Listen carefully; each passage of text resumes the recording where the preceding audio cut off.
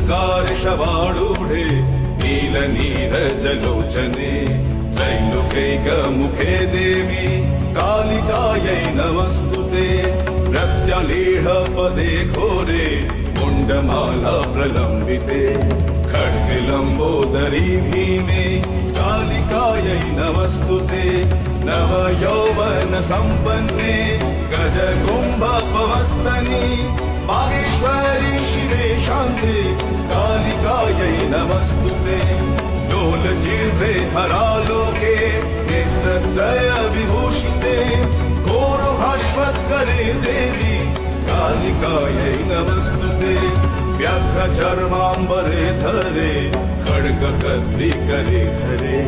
कपालेन्दीपरे वामे